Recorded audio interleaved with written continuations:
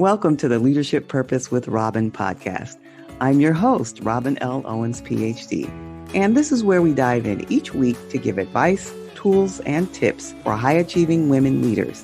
And we talk about leadership purpose and its importance for you. I am a college professor, and when I am not doing that, I am speaking, writing, coaching, mentoring, and teaching high-achieving women leaders how to find, and not only find, but how to stay in alignment with their leadership purpose so they can make a meaningful difference right there in their career, leadership, or business. Okay, let's dive in. Let me go. I can do it myself. Let me go. He let my hand go and bam, I fell right on my butt. This is a story that my father used to tell me. When I was a teenager, he'd tell me this story about me when I was about 10 years old. So he's telling the story about how we used to go ice skating. And I guess this was one of the first times we went ice skating in the winter. And he was teaching me how to ice skate for the first time. And he was holding my hand and we were going around. And I thought, I could do it myself. And as he said, I said, let me go. So he let my hand go. And bam, I fell right on my butt. And, when I think back on that story, when he was telling me when I was a teenager, I didn't think it was funny at all, not even a little bit amusing. But now looking back on it, I can think about it as a fond memory and think about how it tells me a little more about my personality that was true then and is true now. I don't want to say a stubborn streak. I'll call it a sense of independence. I wanted to do it myself. And so I learned that lesson from my father. And if you've heard an episode I did a few episodes ago, I talk about another story. My father taught me a bit about myself. So this is another one of those reflections on my father and what he taught me about myself. But as always, this story is not for me. It is to encourage you in a lesson that I learned from my own life that might help you in your work and in your pursuit of meaning and leadership purpose. So my father, he was an interesting guy. As a kid, I thought he was like a big kid. Okay, here's an example. He would take my sister, my brother, and I to the grocery store with him, and we'd go grocery shopping. And we'd just throw stuff in the shopping cart that wasn't on the list. Stuff like cereal and cookies and the cereal that's just all sugar, right? So we'd throw all kinds of junk stuff in the cart, and he'd fill up the cart with all the stuff, and then we'd get back home. And as he's unpacking the groceries, and my mother is looking at the groceries, and she'll say, did you get the meat? He got all this other stuff, and he left out like the most important ingredients for the meal, which would be like the meat or something like that. So in my little kid mind, I thought he was a bit of a big kid. I don't know if he was distracted by us or what. But anyway, I was amused by that. He was just a big kid in my mind. So fast forward now, I'm working in a bank. And I'm a manager and just going through my day as I had been doing, going through my day. And I got a call from my mother who told me that my father had died.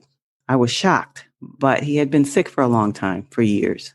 And, the days before we kind of knew it was coming, but still it was a shock in that moment. And, after the funeral and as time went on, I began to just take a look at my life, which you might do after a loss, maybe not such a tragic loss, but any kind of loss, you might begin to look at your life and work. And that's what I began to do. I thought about what I was doing in my job. And I realized in my work, although it was considered to be a good job by everybody around me, here I am in my early 20s and I'm a manager in a bank. And this is what I went to college for. And so after his death, I started realizing that I was just going through the motions. Just going through the motions. I don't know if you've ever had that feeling or thought about yourself in your work and your leadership that you're going through the motions.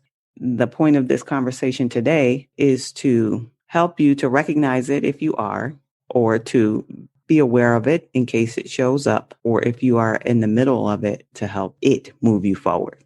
So going through the motions, let's talk about what it looks like first. All right. So it looks like, you're just doing things that you feel you're expected to do.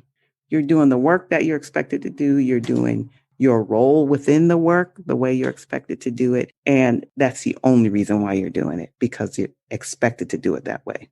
Another way going through the motion shows up is if you're doing something, but you're not making a lot of effort, just not even making much effort at all. Now, the work can be, you can be good at it or not. It's just that you're just not making much effort. Or it could look like I don't have much interest in this. It's not even important. Just doing it and just going through the daily routine. May not even be aware of it until this moment, or you might be aware of it. Just kind of going through the routine, just going through the motions day to day. That's what it looks like. That's what I realized about myself back then. I was just going through the motions because it was expected of me. Now, it took me a long time to realize what was going on, which is why I'm sharing this with you now, so you don't have to go through the journey that I went through to recognize this and to then move forward. Now, let me say this. Going through the motions is an indicator of stress. It's a type of stress response. And when you overlook it or it goes unrecognized or you're just not aware of it, it's a barrier to what we've been talking about in this podcast, which is finding meaning and finding your leadership purpose. Going through the motions is a stress response that is often overlooked, and it's a barrier. But it doesn't have to just be a barrier, and I'll talk more about that later. So as a stress response, think of it like this. I was reading a book by Emily Nagoski, Ph.D., and Amelia Nagoski, D.M.A., and the book is called Burnout, The Secret to Unlocking the Stress Cycle. And in the book, they talk about a lot of things, but for our purposes today, I just want to mention a couple. They talk about what stress is, and they make a distinction between stress and the stressor. They talk about the stress response cycle, which has to be completed, and they tell you how to do that. But the part I want to focus on for today is the stress response. And you've probably heard about these. You've probably heard about this idea of fight, flight, or freeze. Those are responses to stress that we've probably heard about. But in the book, the Nagoski sisters talk about the emotions that go along with those. So, for example, let's take fight. If you're having that fight response to stress, then the emotions that show up are probably like anger, frustration, annoyance.